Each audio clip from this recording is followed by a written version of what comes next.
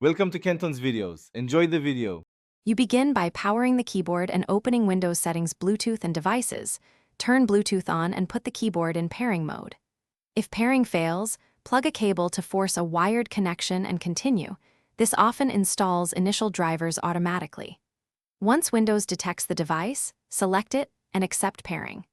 Make sure to install Boot Camp or Apple keyboard drivers if you want full function keys and media controls. This reduces surprises later in the process. Once paired, install Boot Camp drivers or the specific Apple keyboard driver pack to enable function keys and special features. If keys still don't match your expectations, use PowerToys Keyboard Manager or Sharp Keys to remap Command to Windows and Option to Alt so shortcuts feel natural. Also configure function lock behavior and test brightness and media keys. If a key lacks a native driver, assign it via the remapping tool.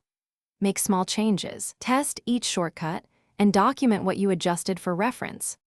To finish, confirm your keyboard layout and repeat rate in Windows time and language typing so input matches expectations, and reassign any lingering shortcuts.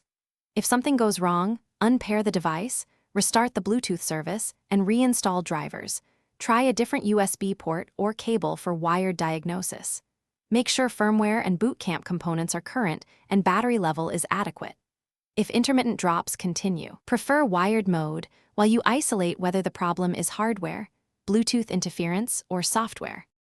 Thanks for watching. Consider subscribing if we helped you.